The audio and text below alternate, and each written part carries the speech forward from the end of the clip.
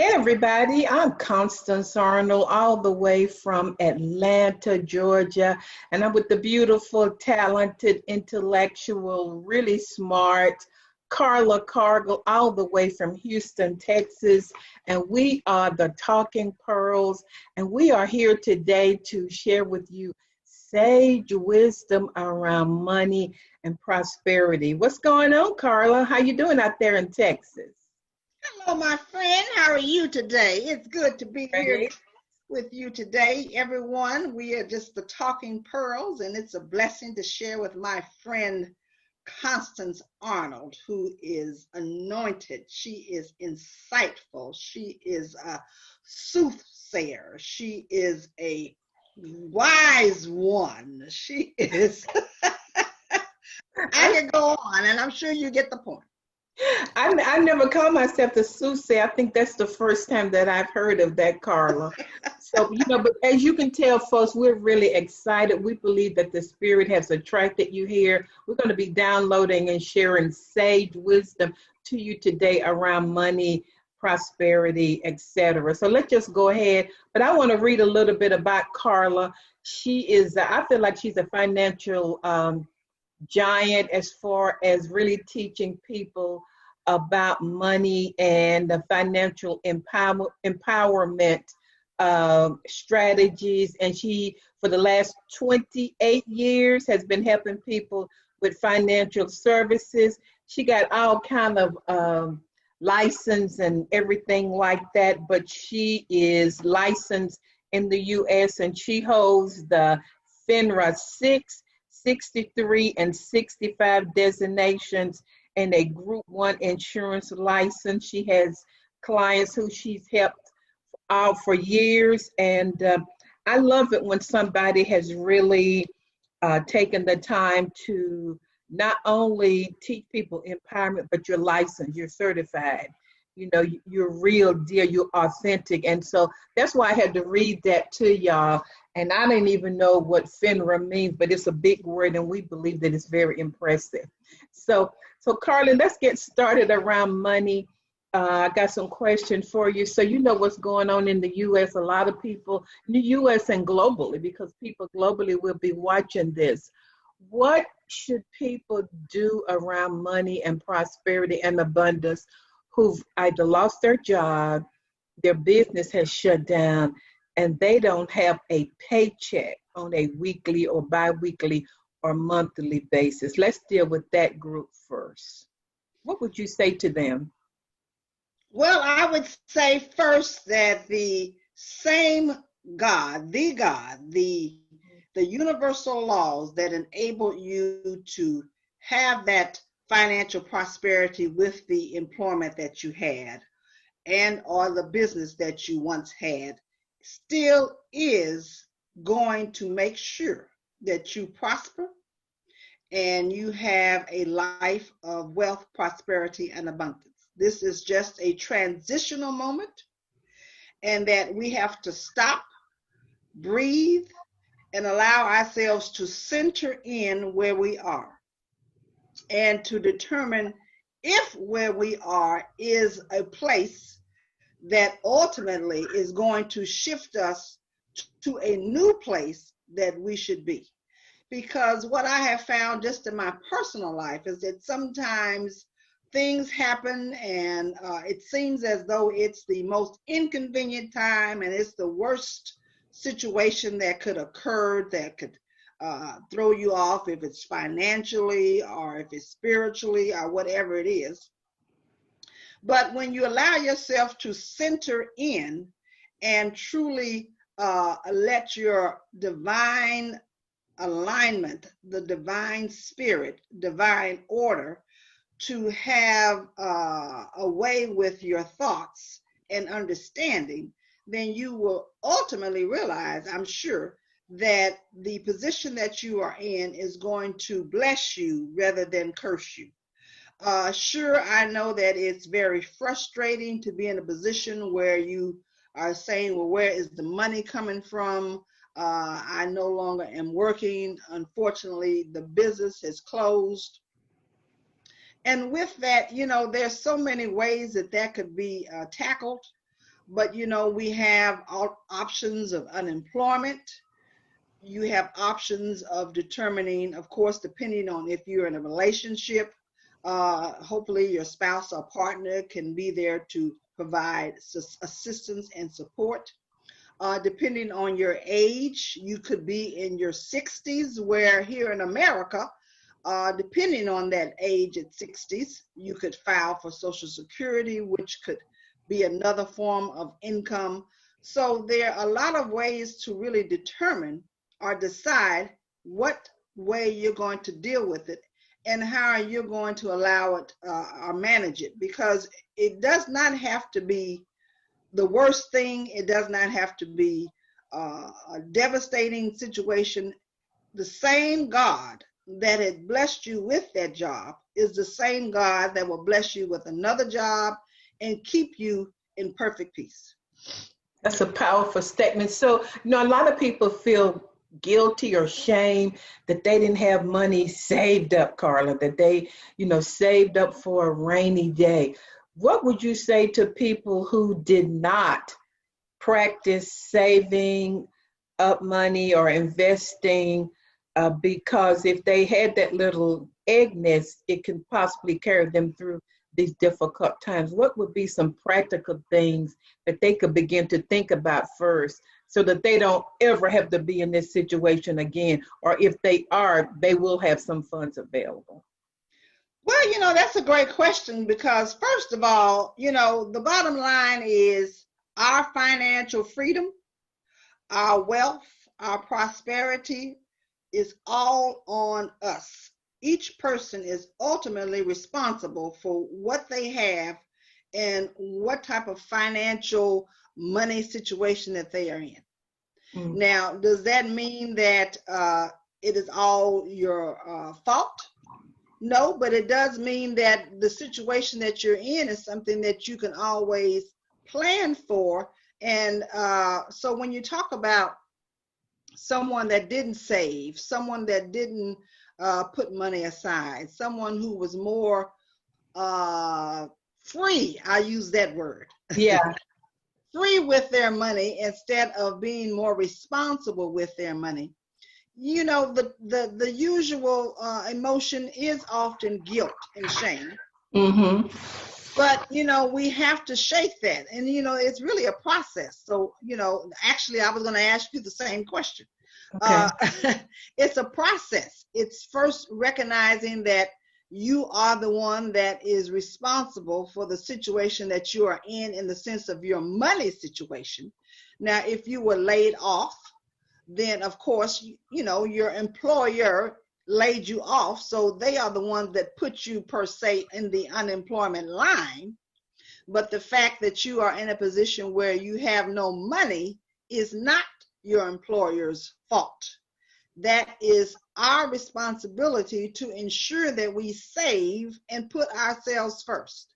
When we save money, it's a way of saying to yourself, I love myself enough to put something aside to make sure that if something happens, I will at least have some resources available to take care of myself, take care of my family, take care of any specific situation or incident. So it is truly our fault. And maybe I shouldn't have said it that way. And I don't mean it in such a harsh way, because it's not that. But it is really our responsibility. And, we have to be mature enough and adult enough to say, I did not make the best choices with my money. And once you come to that realization, then you have to make the choice that you're going to make better decisions, meaning that you're going to save. Oh, well, now you're saying, well, yeah, I've decided to save now, but now I'm not working. Well, so what am I going to save if I'm not working? Well, yeah. You might be getting unemployment. And so if you're getting unemployment, then we already know that unemployment is more than likely less than, of course, what you were earning. Then, depending on how long you were at your company or had your business, maybe you had a 401k or 403b. And if so, then you might have to consider how you incorporate all that into the process. But the bottom line is that the Calvary, you are the Calvary. Nobody's gonna say. You are the person that has to make sure that you are provided for, not your employer, not the government, not anyone else. We are responsible for our own financial future, our own building wealth. All that falls on us.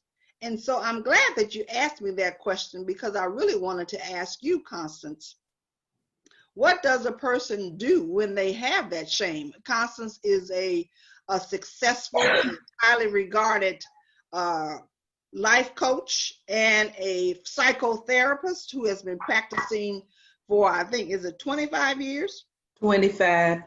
So with that said, I'm gonna have to change that to 30 pretty soon, but it might be 28, 29. I gotta figure that out. Yeah, but we'll say 25 for now.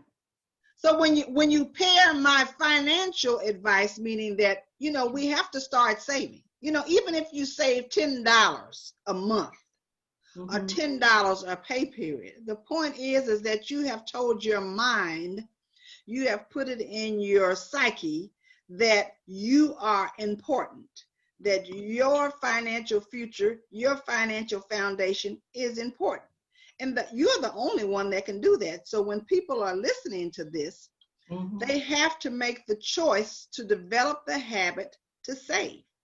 Most people that are multimillionaires, that are your millionaires next door. I think there's a book, I think Danko and Stanley, I believe, wrote the book, The Millionaire Next Door. And there are a lot of millionaire next doors. You might live next door to someone who is a millionaire. And most millionaires, outside of the celebrity type millionaire or the athletic type millionaire, or even maybe the I don't know, corporate type millionaire, most millionaires are people that had systematic savings plans. So you have to develop a savings plan and a habit and the mindset that you will put yourself first and save. And I had to do that for myself.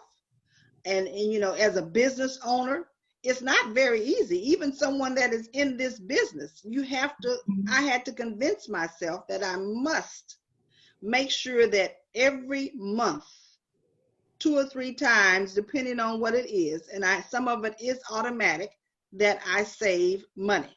Because as a business owner, it's not always the same that you earn every month, every week, every day, but it's a mindset, because I want to make sure that I'm able to take care of things if there's something if something comes up that I'm not prepared for. And so what do you tell people, Constance, about that mindset? What do they do if they experience shame and guilt? Well, just when you say shame means is something wrong. Guilt means I did something not right. But shame means there's something wrong with me. And so I just want to say for everybody who's watching this, and just even from my own personal experience, many times, many of you were not even taught about money or savings. That's very good. Or investing. I know I had to learn about investing. And, Carla, a mindset is like setting a clock. If you take out your iPhone and you set the alarm for 6 p.m., it's set. It's not going to change. And so I think that people need to begin to develop a mindset of wealth and prosperity. And wealth, we're not talking about a lot of money, but wealth just means if something happens, you have more than enough to carry you through. And so we found out, Carla, that the mindset of lack and poverty spins. I gotta have it now. I gotta have this $5,000 Gucci bag. It's nothing wrong with Gucci. I like Gucci, but if you have 5 children and you're renting and you can barely pay your bills, sometimes a spending, I have to have it now, a no planning kind of mindset really comes from lack not enough, and when I do get some money, I'm going to spend it. Whereas an abundant mindset thinks long term. They think in terms of saving, and they think in terms of investing, that I'm going to invest this because I realize that eventually I'm going to get a ROI, return on my investment. So I think first of all, you got to be aware of it. Don't judge yourself and say, hey, I didn't know any better. I'm going to learn from this experience. And then you've got to be intentional, like Carla said. I am going to love myself and invest in myself. So that means that every 2 weeks, I'm going to save $100 or whatever the amount is. So what are you doing? You're developing a mindset. They say that you develop a habit over 63 consecutive days until it will come automatic for you. Okay, I got to save. I got to make sure I take that out.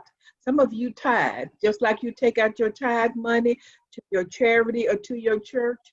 Take out that money for yourself and invest it. So it's a mindset. It's a paradigm change of planning, loving myself, feeling empowered. I do know how to manage money, and of making a habitual decision and developing the paradigm of investing and saving.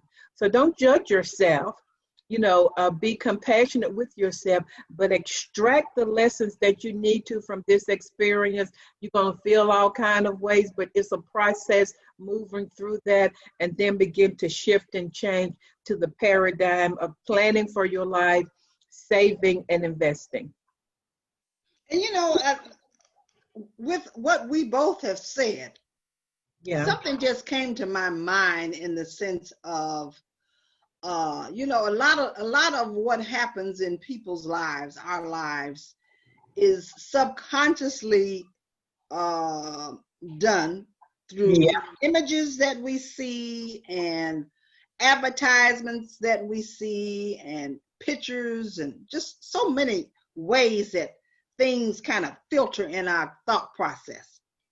And when, as we were both talking, and when you were talking, it came to my thought process, because I wanted to make sure I share this, is that, there's not a lot of imagery or a lot of messages out there that really promote people to save. So true. I never thought of that, Carla. And so when you think about that, subconsciously you are encouraged to buy this beautiful new car and buy these beautiful new shoes and go on this fabulous vacation. Now, all of that is great. No one is saying that you should deny yourself. But what we are saying is that you should really first make sure that you have done for yourself what you're doing for others. And what I mean by that is if I'm buying as you mentioned, a $5,000 Gucci bag, oh, have mercy, Jesus. But if something like that was to ever happen, oh my God, I have just helped Gucci get richer, okay? So before I help anybody get rich like that, I better make sure I have made myself rich first, you see? So, it's all about the imagery and the messaging. And so we have to be mindful and be aware of what we take in, because that plays a major role, even if we don't think so. Yeah. There's not a lot of saving images out there. You don't see people talking about, how many commercials do you see on TV talking about, let's save some money. It's a great thing to save money. Let's put money aside for your future. You will be happy. It will be great for you. It will give you peace of mind. How many commercials do we see like that? We don't, Carla, something just came to my mind when you were talking about the subconscious. The subconscious, when you said you're making somebody else rich.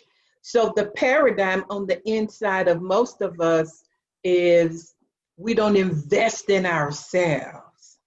I'm going to invest in that Gucci bag, but I don't love and care enough and have a vision of who I am and my own life enough to invest in Constance. So really on some level, subconsciously, it's a matter of awareness, becoming aware of who you are, that who you are is valuable, that you are worth the investment, you are worth learning to empower yourself financially.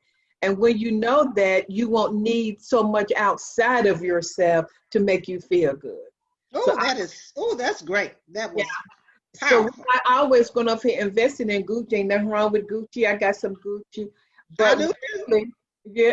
And so, but really, when you can invest in yourself financially, physically and psychologically, and all of that, that's abundance and prosperity right there. Absolutely. And Psychologically. absolutely, because that all plays a role from, it's kind of the next messaging from, our first series was how to stop using the B word broke.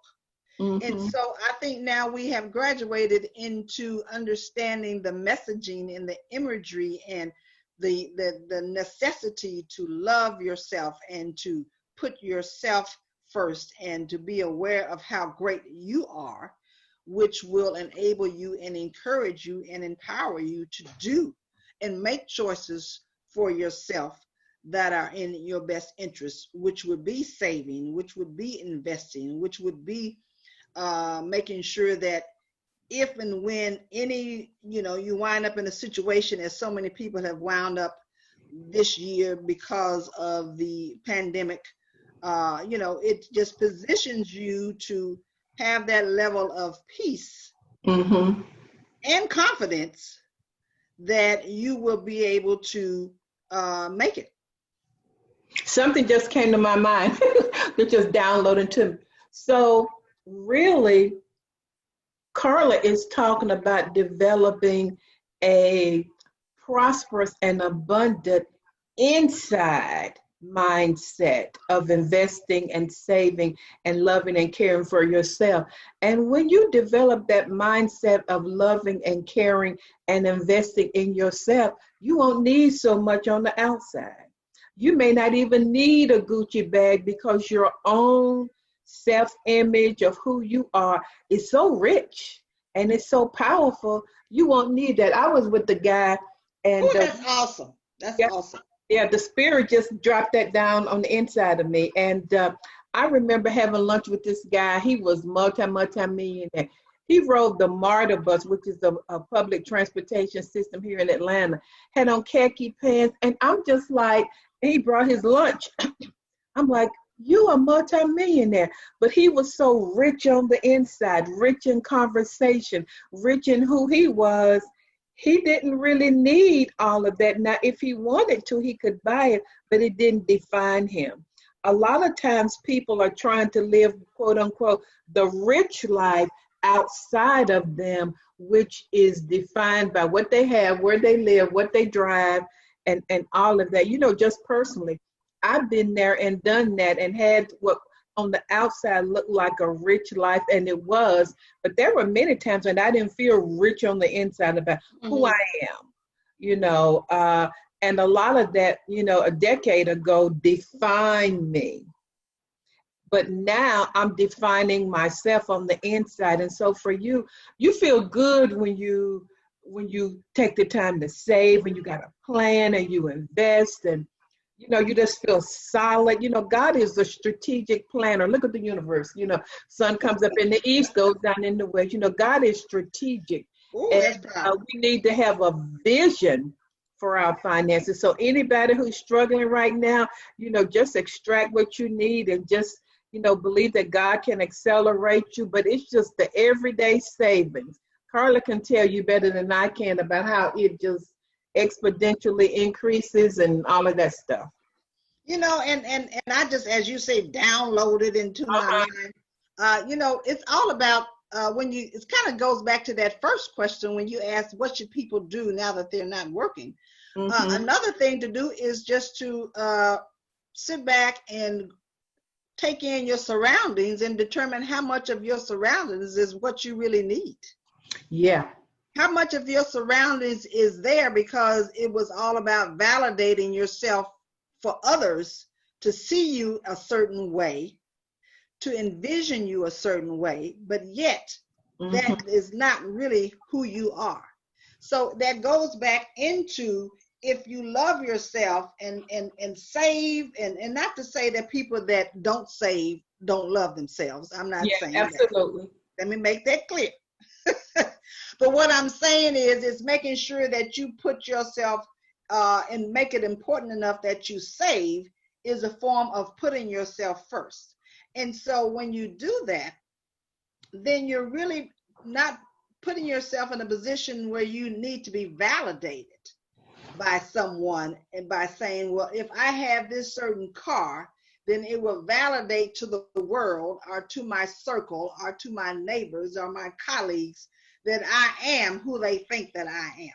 Woo! Watch out now. That don't mean, you know, there's a book out called The Power of Minimizing or something like that. But the whole book is about exactly what you said. Do you need, like, how many bedrooms do I have? 1, 2. Do you need all of these bedrooms, Constance? Do you even go in those bedrooms? And so people, especially during the pandemic times, are like, I haven't been out of my house in 6 months. And do I really need all of these clothes?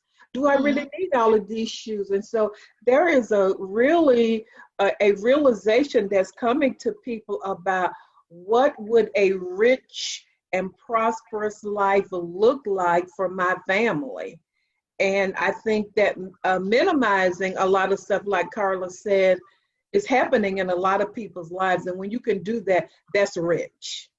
And it really is, because you decide, or you determine that a lot of things that you thought you needed, which you didn't need, you just wanted, were not necessary. So when you allow yourself to regroup and really, you know, capture in as a part of your being what truly makes you fulfilled, what helps you in your purpose, what enables you to have a healthy and quality life with yourself, your family, your loved ones. All of that is really what comes first.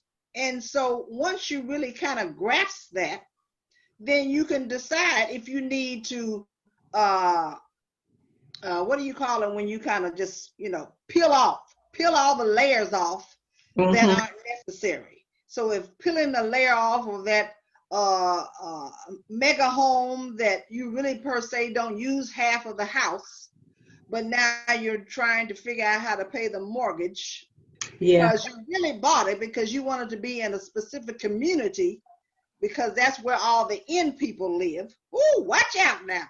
Then the in people not gonna pay your mortgage. Yeah, well, yeah. So, you know, so if that means, you know, peeling off the layers and even downsizing, or, you know, moving, or whatever that is a part of the coming to a realization of, you know, what is best for you. So I think that that's all important. It's all a part of the savings, because a lot of us don't save or have not saved because we were spending all the money on things that we really didn't need. So true. And you know, when you begin to tap into, you asked me about mine, when you begin to read about savings and investing, it puts you in a certain vibration, Carl. You begin to think differently. You begin to think like a wealthy people, or, you know, the millionaire next door, or something like that, because you're reading, you're watching people, etc. And it takes you away from just spending and buying to a mindset of being maybe contemplative, planning, and investing and saving. And, you know, I think that it's important that we say, and speaking just from my own personal standpoint, is that, you know, it's a process now. You know, Absolutely. It's important that you recognize that it's a process. It's a day-to-day process, a month-to-month, or, you know, however you approach it. But it's a process. So to think that, you know, you start saving $100 a month, or $50 a month, or $500, or whatever that number is, it's a process. You have to give it time to build, time to accumulate, time to grow to that number of whatever that number is. If it's $1 million, if it's $100,000, whatever that is, you have to give yourself time and not expect for it to happen overnight, and not be discouraged if you look up and you've started saving, and at the end of your first year saving, you have $1,000. Well, that is $1,000 more than what you had before you didn't save, you see. So it's important that we make sure that we not allow ourselves to become discouraged, but we just stay mindful and stay in the moment and stay positive and keep ourselves uplifted on what it is our ultimate goal and objective is. So, Carla, I hear Carla's dogs playing in the background, y'all. We both are really dog lovers, and so, Carla, what would be one practical thing that you would tell everybody who's watching this to do? We know you said to plan to save X number of dollars. Should they be reading anything? What would kind of keep them in the vibration of, I'm really being strategic about my finances. I want to be more empowered. I know your motto is wealth for all. Is that what it is? Yeah. So how could a person begin to get on that pathway practically? Well, you know what, Constance, it is so interesting that you asked that question, because in my thought process before we started our talk today, I said, now Constance and I both need to uplift our books.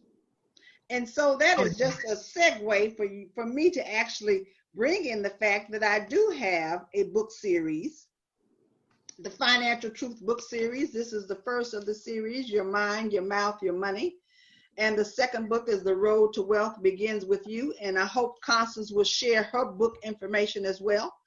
But both of those will enable you to set yourself in the mindset first, because the first one is your mind, your mouth, and your money. That gets you in the right frame of mind. It teaches you how to think about money, how to speak about money, and how to relate with your money. And then the second of the book series is The Road to Wealth Begins With You. Then it provides you with principles and practices that you can use to truly implement and build wealth. And they both are available at thefinancialtruth.com. thefinancialtruth.com. And so Constance will also share with you what she can provide, because as a psychotherapist, as a life coach, she has books as well that you can go to that will empower you with your thoughts and your lifestyle. Well, Carla, she didn't tell me she was going to have her books out, y'all, but my book, and I'm going to suggest the one that I really want you to get would be Secrets of Success. And in that book, that's like 25 years of my life, where in part one, I help you to take a look at what your core beliefs are around your life, around attracting love, around money, around what you could be, do, and have. So it's an inside out approach, knowing that once you become aware and identify what those core beliefs are, because you never rise any higher than what you truly believe, what those paradigms are around money specifically, then you replace them with your new truth, which might be, I am empowered financially. I am a great financial planner, whatever that might be. Once you get rid of the old paradigm and replace it with the new, everything connected to that new paradigm will begin to be attracted to you. So mine is more psychological, more inside out. But I always say it was my going inside to really take a look at, what do I really believe about money? And what do I really believe about savings? Why am I paying $75 for this lipstick when I can get it at, what is it in me that would make those choices? So that's my book, and it's 25 years. And I think that me going inside is the one thing that changed my choices, because you can always tell how you feel by your repeated behavior patterns and choices. And truly, Carla, you never choose any higher than how you see yourself and feel about yourself when it comes to money. I love that you said that when you save and invest, that's a form of loving yourself. I've never heard that before, but that's real. That's loving and taking care of yourself. That's powerful. Y'all can get my book at fulfillingyourpurpose.com, and you can email me at constance@fulfillingyourpurpose.com. You can get it on Kindle, you can get it on Amazon, but you can also go to my website to get it. So I'm so glad you brought that up, because Carla and I have not talked about what we were going to discuss. We knew generally, but I didn't know she was going to bring up the books. But I have read her books, and they are really a roadmap to financial freedom. It explains everything. So becoming knowledgeable and aware of finances puts you in the vibration and in the thinking. All change begins with thinking of more abundance and financial empowerment. So that's great. Well, I think that today we have allowed ourselves to be excellent channels of wisdom and love and insight that will continue to uplift people to that life of wealth, prosperity, and abundance. Hopefully, our listeners are truly taking advantage of this divine connection that has been brought together for the purpose of truly blessing and empowering and educating people above and beyond anything that they could ever ask, imagine, and or think. I truly believe that our connection, our partnership in the Talking Pearls is ordained, and I hope that people will truly allow themselves to receive it and be blessed by it, because it is truly a gift from God. It is. And on that note, I always say that a coach can tell you in maybe 20 minutes what it took him or her 20 years. So we just downloaded sage wisdom to you today. Visit our website, The Talking Pearls, and we're just so excited about sharing with you. Tell your friends about this video. Tell your family members, your co-workers, because we all want to be enlightened and empowerment. And on that note, everybody make a decision to have a great, prosperous, purposeful, and abundance day. Thank you. Wealth is for all. I love that.